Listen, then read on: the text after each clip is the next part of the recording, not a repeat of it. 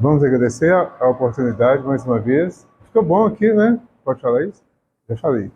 Ficou bom aqui, não ficou? Arrumadinho, ajeitadinho, né? Legal.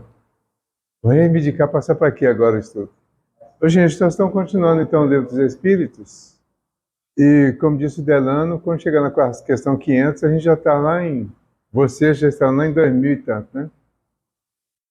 Hoje a gente está na questão bem nesse ainda. Hoje a gente está na questão número 7, que está falando sobre as provas da existência de Deus.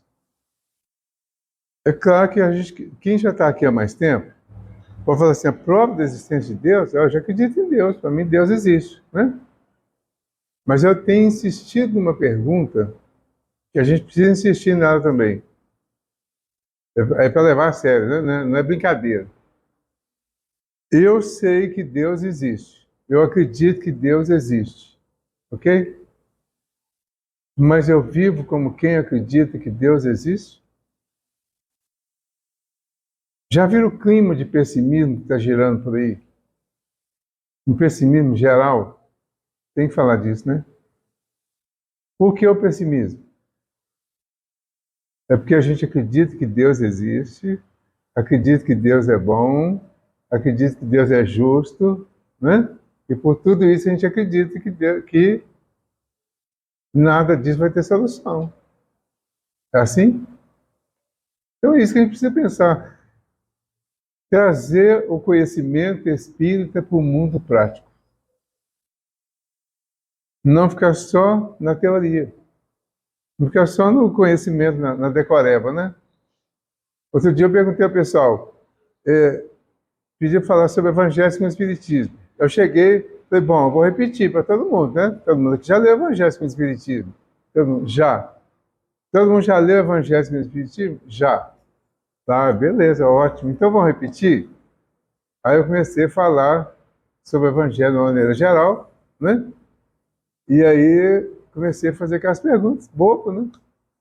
Qual é o mesmo capítulo primeiro do Evangelho com o Espiritismo? Ninguém sabia. Todo mundo já leu o Evangelho com o Espiritismo?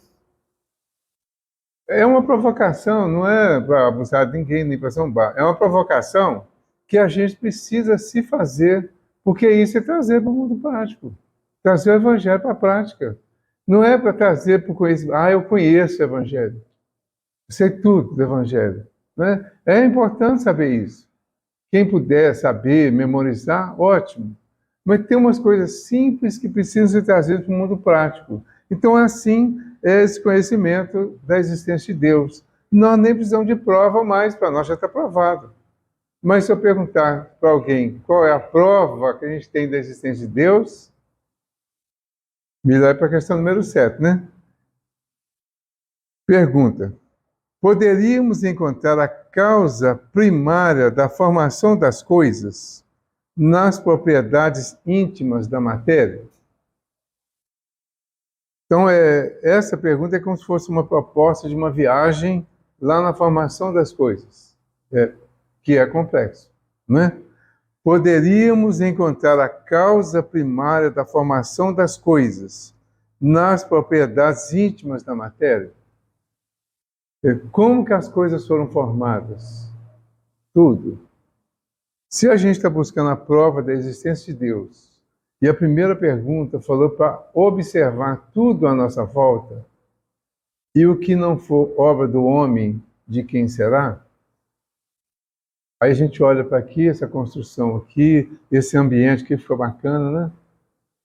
Ficou bom e uma improvisação muito boa. Aliás, o Francisco reclamou de mim, deve estar reclamando até hoje, né? Acho que não.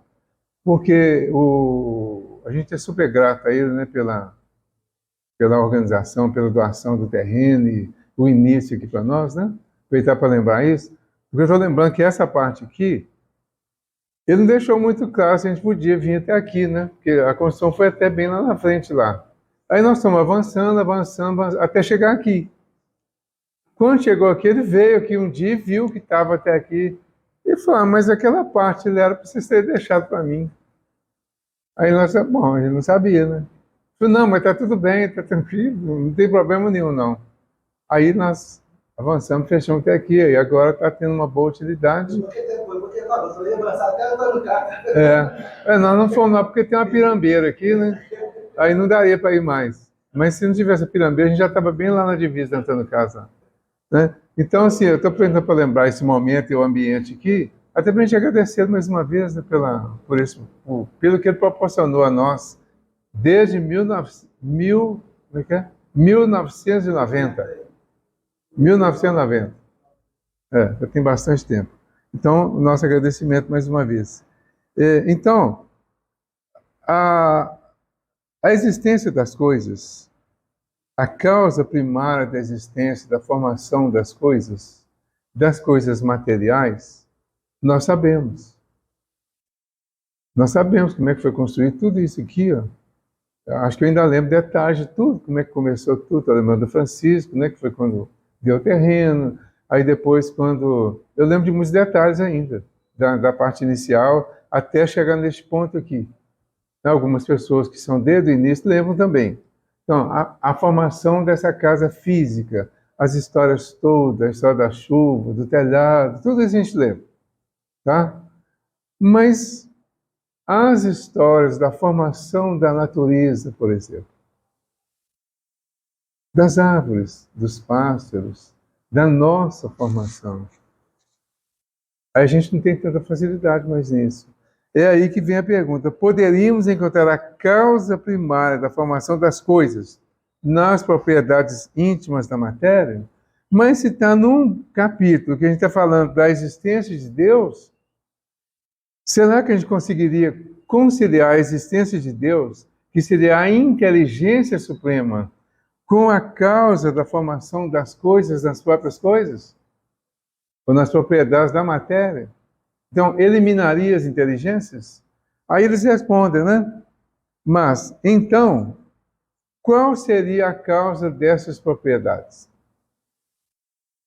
Tudo bem, faz de conta, né? Então, a causa da existência das coisas está nas propriedades. Mas qual seria a causa das propriedades? Porque as propriedades que nós conhecemos continuam tendo causa. São efeitos, né? E onde está a causa? Nós vamos chegar onde de novo? Lá na existência de Deus. Qual seria a causa dessas propriedades? É sempre necessária uma causa primária.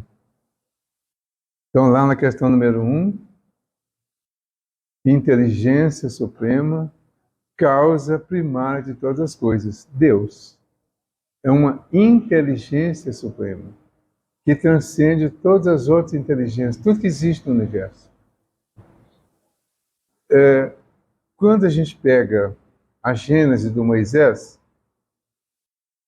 a gente tem chamado bastante atenção para isso, inclusive, especialmente nessa fase aqui, né? Como é que foi a formação conforme a Gênese do Moisés? Ele pega o caos, a desorganização total, da forma que ele colocou lá, né? E aí ele diz que Deus, aí então é a inteligência. Ou Jeová, algumas versões falam Deus, outras falam Jeová, outras falam Senhor, mas o Senhor, essa inteligência, diz, haja luz. E aí a luz se fez. Quando a luz se faz, iniciou o clareamento das coisas.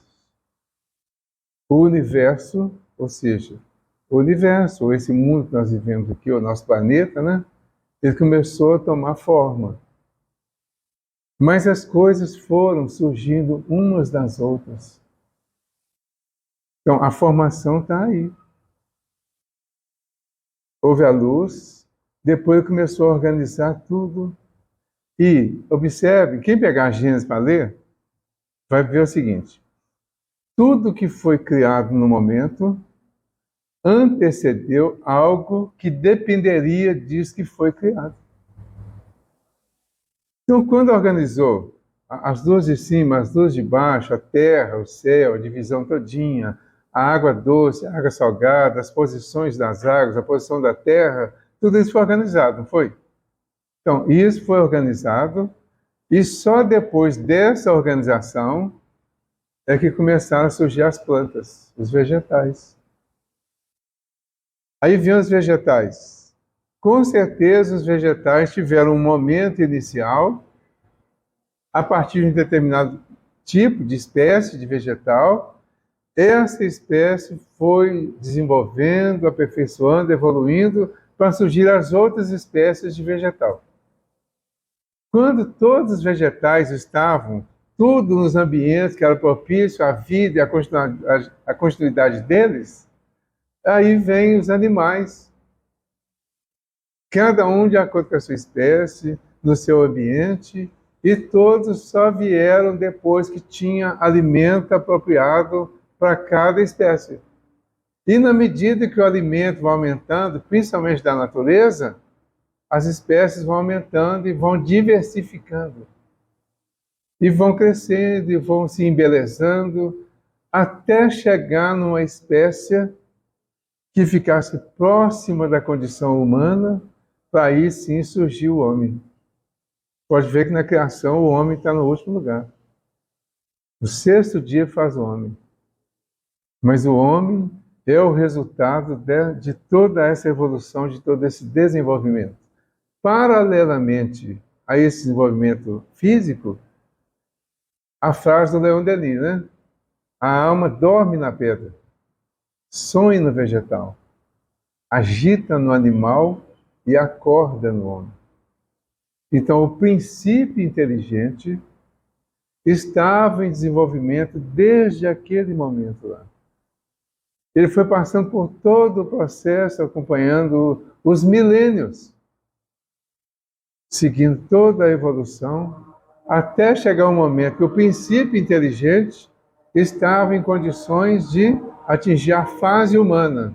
Aí desse princípio inteligente vai ser espírito, vai ser inteligência. Na questão do 23 aqui, ele pergunta o que é espírito, com E minúsculo, e eles respondem, é o princípio inteligente do universo. Então esse princípio inteligente vem desenvolvendo também, porque o Criador, a inteligência suprema, precisava manter os princípios, as suas centelhas, que seriam esses princípios, em desenvolvimento também, para que eles pudessem cuidar desse universo que foi criado para eles, para nós. E nós estamos aqui agora, espíritos, resultantes do princípio inteligente, trabalhando com essa matéria que a cada dia se organiza para formarmos corpos cada vez melhores, mais aperfeiçoados. Nós somos hoje muito mais bonitos do que éramos há 1000 anos, há 5.000 anos, há 10.000 anos. Mas somos muito mais feios do que seremos daqui a mais 10.000 anos. Estamos em aperfeiçoamento físico, moral, espiritual. Então as coisas vão aperfeiçoando. A gente pega os homens das cavernas, por exemplo, aquelas figuras que tem aí, né? Nossa, que coisa horrível. Não é? Poucos anos atrás ainda, o Delano estava falando aqui do aperfeiçoamento dos corpos, né? Das cirurgias, do avanço da ciência, da tecnologia, que facilita a correção de muita coisa. E, verdade, facilita. Essas correções são o resultado de experiências do plano espiritual também, que vai aperfeiçoando para chegar nesse ponto e corrigir as coisas, e fazer correções físicas que vão também gerar efeito na correção espiritual. Em um determinado momento, nós vamos precisar da correção física. Ela vai incentivar a correção espiritual, moral. Dizem que o Pitangui, que foi um dos grandes cirurgiões plásticos, né? Ele não aceitava fazer uma cirurgia plástica, a não ser que fosse muito evidente. Ele pedia que a pessoa passasse por um especialista na área da psicologia ou da psiquiatria, para que a pessoa trabalhasse a necessidade da cirurgia, para que ela não fizesse uma cirurgia, fizesse uma correção, mas continuasse intimamente doente e depois fosse necessidade de mais um, de mais um, de mais um, de mais outra, sem mudar intimamente, porque a verdadeira beleza é a que vem de dentro.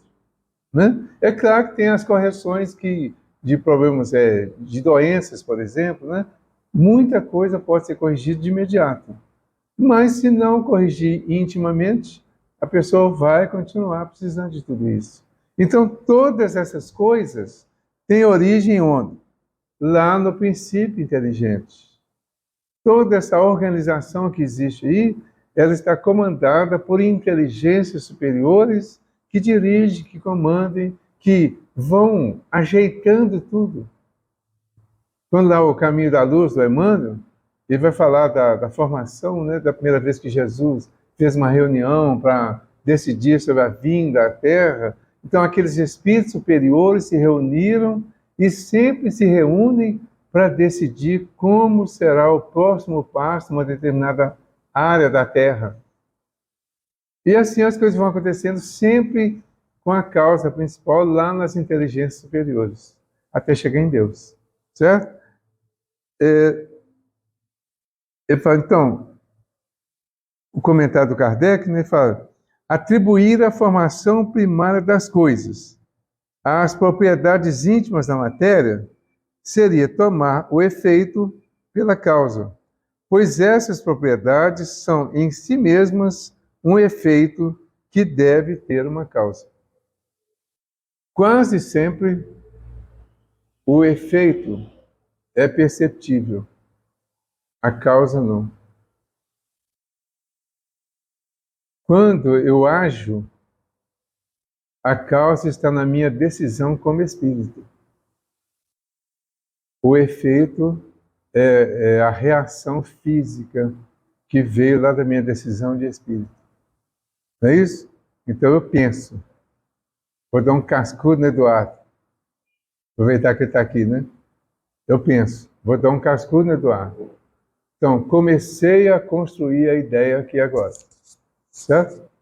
Eu vou desenvolver essa ideia. Ninguém viu, ninguém sabe. Tá? Só vai saber quando acontecer o fato. Vai ser efeito. Quando eu cheguei, deu o cascudo nele, aí todo mundo veio, inclusive ele. Tá? Foi o efeito. A causa que me levou a fazer isso está em mim, e a causa que levou ele a ter que receber esse cascudo está nele. Ninguém sabe. Então, raramente a gente vai saber quem é o causador, muitas vezes vai saber. Mas quem recebe nem sempre sabe. E quando sabe, não é visível, não é palpável. É muito mais sentido. Então, essa é a relação de causa e efeito que está relacionada com a causa principal, a causa primária, que é Deus, né? O Espírito. Na questão número 8, ele pergunta assim, que pensar da opinião que atribui a formação primária a uma combinação fortuita da matéria, ou seja, ao acaso? Resposta. Resposta, eu diria assim, tem umas respostas aqui que são ousadas, né? Outro absurdo. Que o homem de bom senso pode considerar o acaso como um ser inteligente? E além disso, o que é o acaso? Nada. Tá? Aí, por que eu falo que é ousado? Primeiro que eu falo que é um absurdo esse pensamento. E depois ainda põe mais pimenta, né? Que homem de bom senso pode considerar o acaso como um ser inteligente? Vamos voltar na causa da existência de Deus, da bondade, da justiça? E vamos relacionar com os acontecimentos do nosso dia a dia? Esses são mais importantes. E nós vamos descobrir, por essa informação aqui, que todos os acontecimentos da nossa vida têm uma causa. A gente pode não saber, mas tem. Ou seja, não acontece nada por acaso. Ah, mas eu ia andando por uma rua ali, tranquilamente, distraidamente, de repente eu resolvi mudar de rumo. Mudei de rumo, fui para uma outra rua, chego na outra rua e fui assaltado. Isso não é acaso? Não. Ah, mas eu mudei de rumo por acaso. Não. Você mudou de rumo porque alguém chegou e falou aqui, desvia aí, passa pela outra rua, que você vai ter que ser assaltado. Hã? Isso. Aí, você, é intuitivo, é intuição, é influência dos espíritos nos nossos comportamentos, nos nossos pensamentos, nas nossas atitudes. Quem é o espírito que me intuiu isso? A gente vai falar que é um mal, não é? Mas pode ser o anjo da guarda. Ele sabe que você precisa passar por aquela experiência para resolver uma questão do seu passado. Então a causa está onde? Lá no passado. Quem sabe da causa e quem está me ajudando a me conduzir para que eu resolva essa questão? Os espíritos bons. Aí, é claro que a gente acha, foi o obsessor. Né?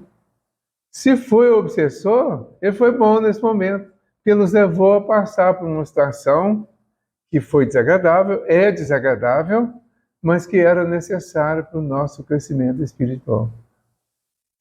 Aí a gente precisa trabalhar, porque isso é da vida prática. Certo? Isso é do mundo prático. Eles precisam ser trabalhados realmente. Então, o acaso, ele fala aqui, ó. O que é o acaso? Nada. Então, o acaso não existe. O acaso seria o que a gente chama de acidente. Ah, houve um acidente. Não houve acidente. Do ponto de vista espiritual. Para nós aqui o nome é acidente. Certo? 700 mil pessoas morreram no Brasil de Covid. Não sei se eu devo falar isso não, mas acho que eu vou falar, eu já pensei.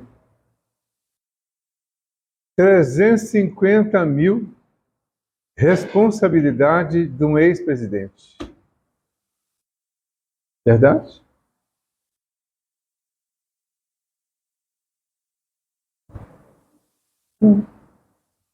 Então essas pessoas todas morreram por causa do erro de uma. Não defendendo ninguém, não.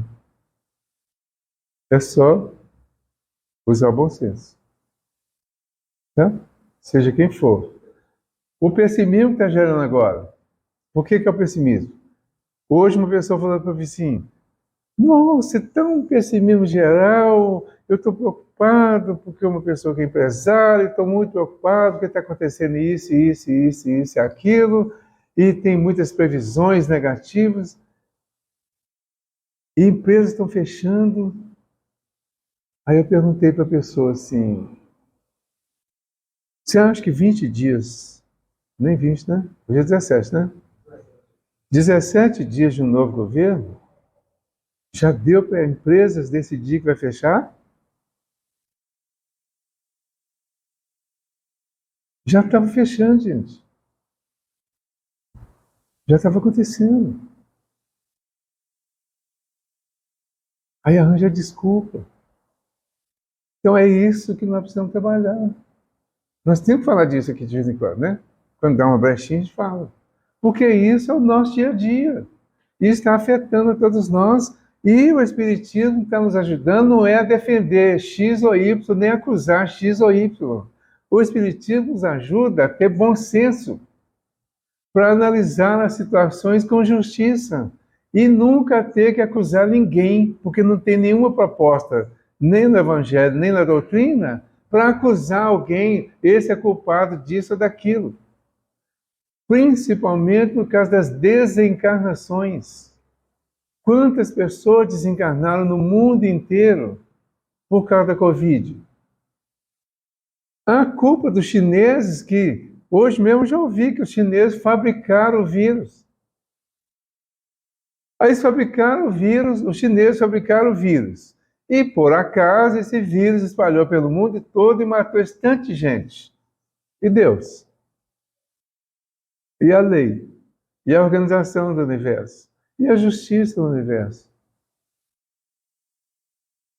Fica parecendo que foi um acaso, né? Um acaso que levou o chinês a alimentar determinados bichos lá, esses bichos produziram o vírus desenvolveu e cresceu, e eles exportaram esse vírus para o mundo inteiro, porque eles tinham interesses comerciais na exportação desse vírus, em função do enriquecimento deles. Essa é uma das versões que eu já ouvi.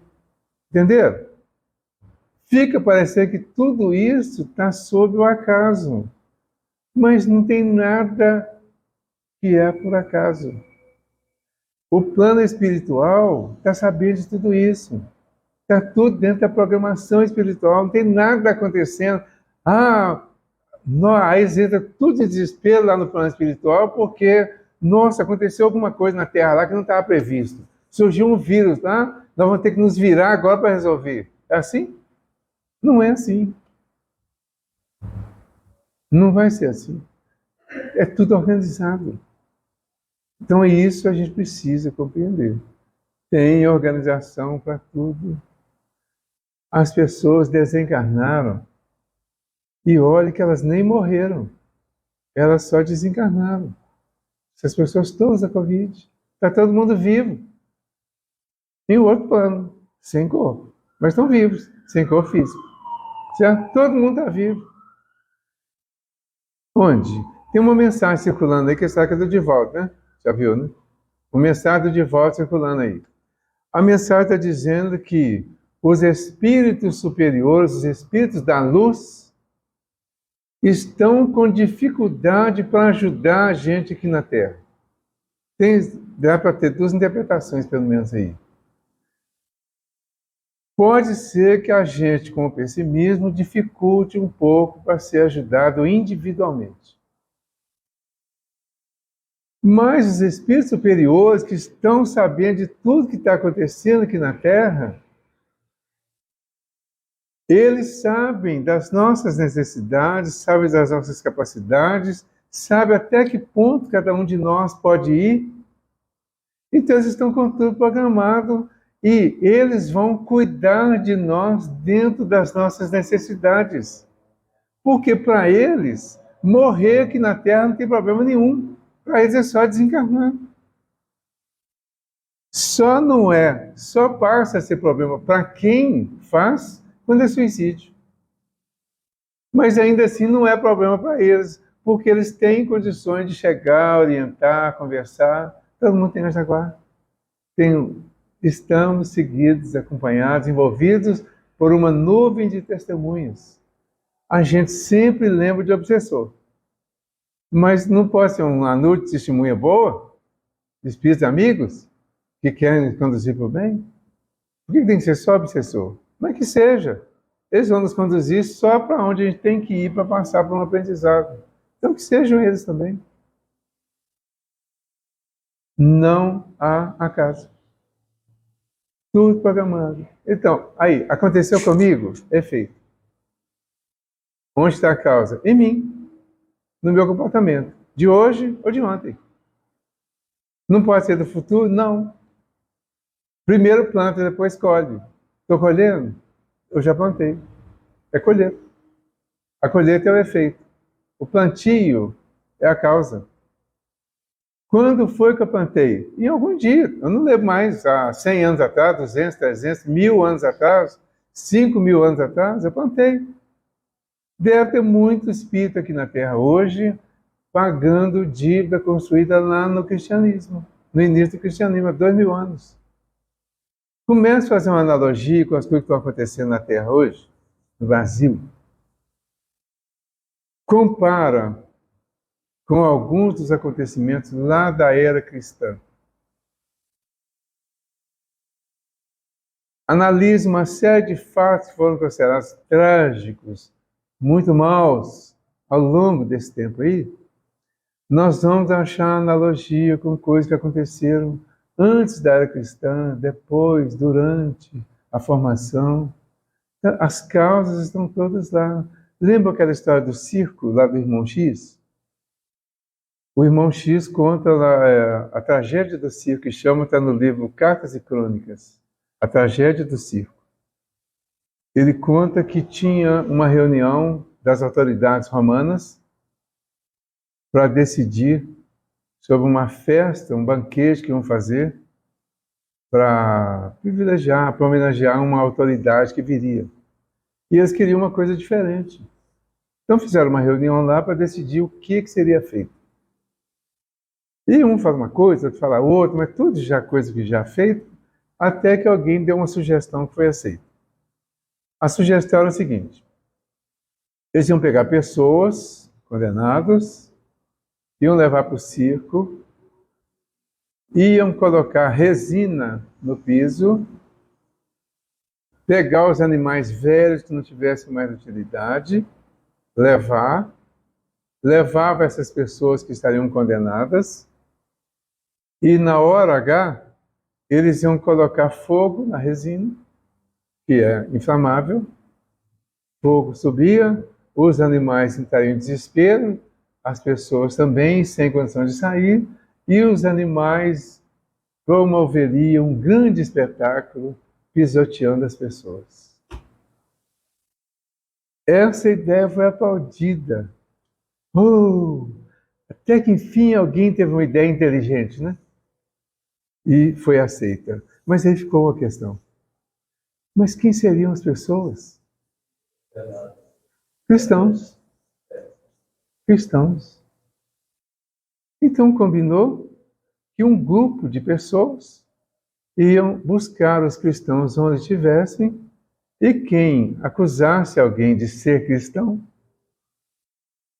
certamente seria privilegiado, e o acusado seria imediatamente preso e levado para participar desse banquete. E assim foi feito. Lá no primeiro século do cristianismo, né?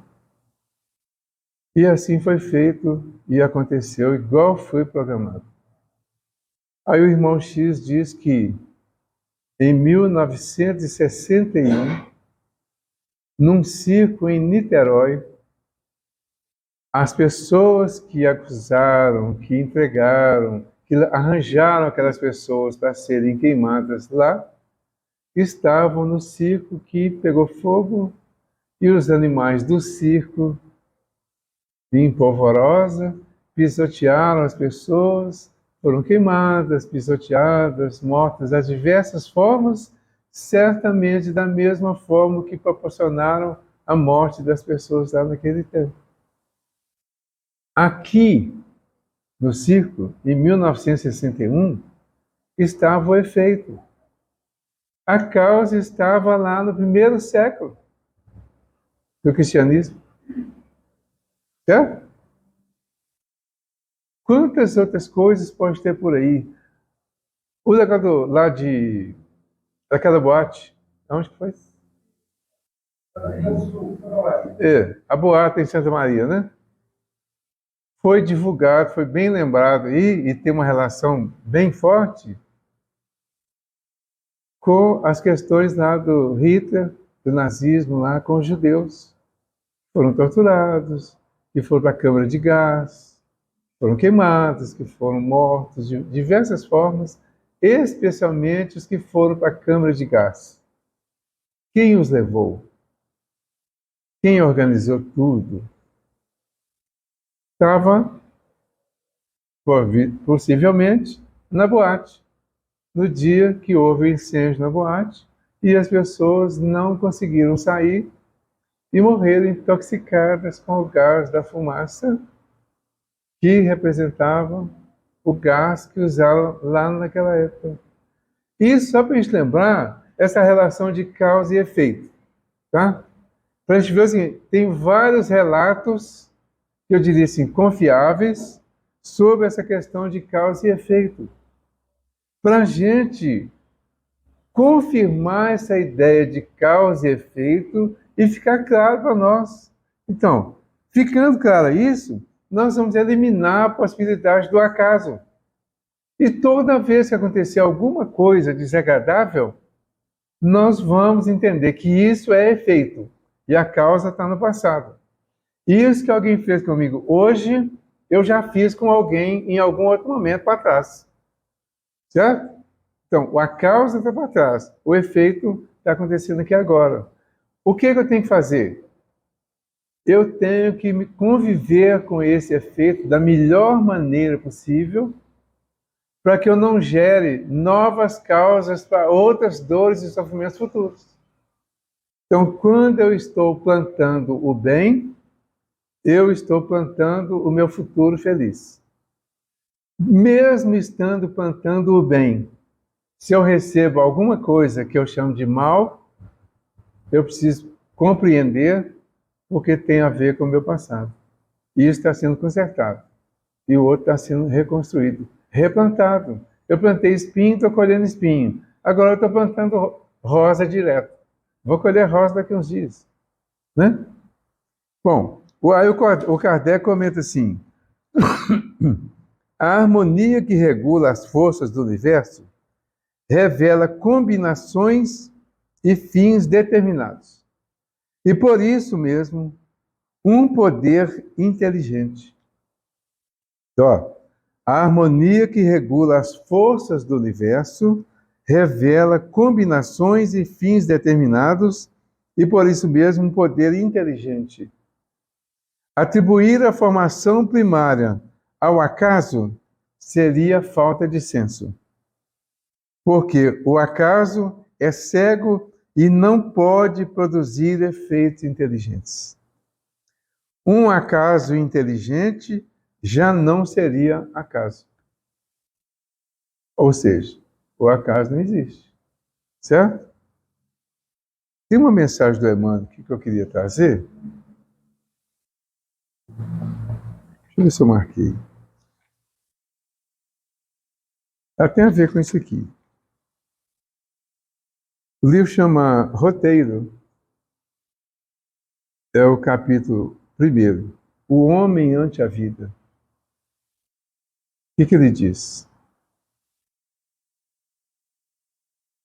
O crepúsculo da civilização em que rumamos para a alvorada de novos milênios, ou seja, no crepúsculo da civilização em que rumamos para a alvorada de novos milênios, o homem que amadureceu o raciocínio supera as fronteiras da inteligência comum e acorda, dentro de si mesmo, com interrogativos que lhe incendeiam o coração. Quem somos? De onde viemos? Onde está a estação de nossos destinos?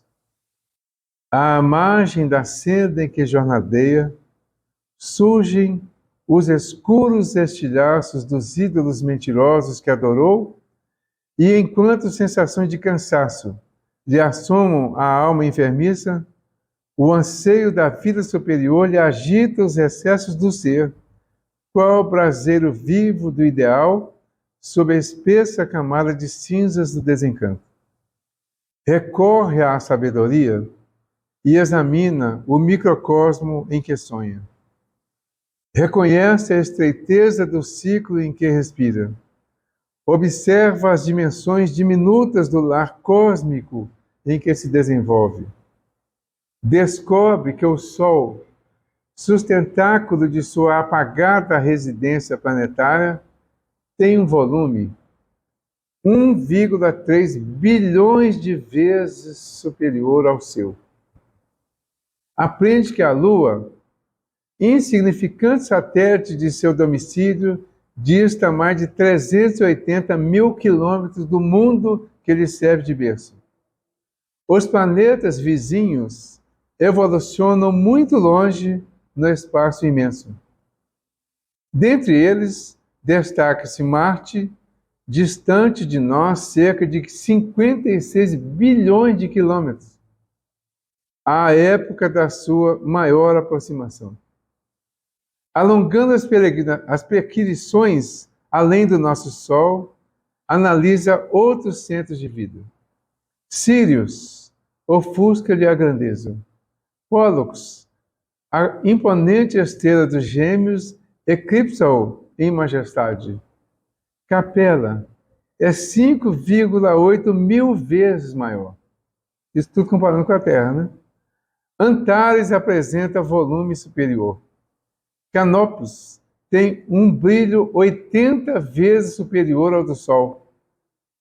Deslumbrado, apercebe-se de que não existe vácuo, de que a vida é patrimônio da gota de água tanto quanto é a essência dos incomensuráveis sistemas siderais. E assombrado ante o esplendor do universo, o homem que empreende a laboriosa tarefa do descobrimento de si mesmo volta-se para o chão a que se imanta e pede ao amor que responda à soberania cósmica dentro da mesma nota de grandeza. Todavia, o amor no ambiente em que ele vive está ainda qual planta milagrosa em tenro desabrochar. Confinado ao reduzido agrupamento consanguíneo a que se ajusta ou compondo a equipe de interesses passageiros a que provisoriamente se enquadra, sofre a inquietação do ciúme, da cobiça, do egoísmo, da dor. Não sabe dar sem receber. Não consegue ajudar sem reclamar. E criando o choque da exigência para os outros, recolhe dos outros os choques sempre renovados da incompreensão e da discórdia, com raras possibilidades de auxiliar e ser auxiliado. Viu a majestade divina nos céus e identifica em si mesmo a pobreza infinita da terra. Tem o cérebro inflamado de glória e o coração invadido de sombra. Pesado isso, né? O irmão pegou pesado.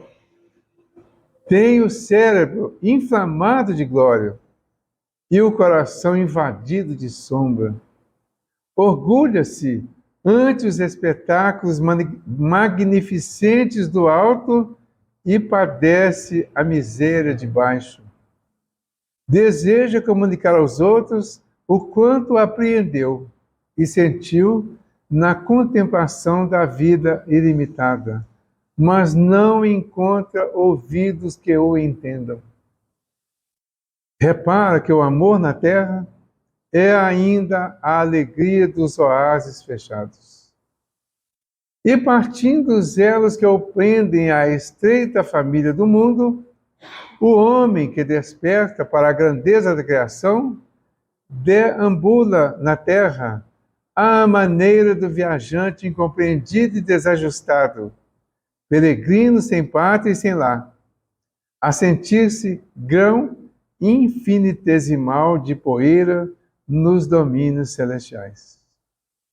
Nesse homem, porém, alarga-se a acústica da alma, e apesar dos sofrimentos que o afligem, é sobre ele que as inteligências superiores estão edificando os fundamentos espirituais da nova humanidade. Nós, esse homem somos nós, onde estão edificando os fundamentos espirituais da nova humanidade. Pelo menos essa parte é boa, né? Então vamos agradecer pela oportunidade de hoje, pedir a Jesus que nos ilumine, que nos abençoe sempre e que nós possamos dar continuidade ao nosso aprendizado.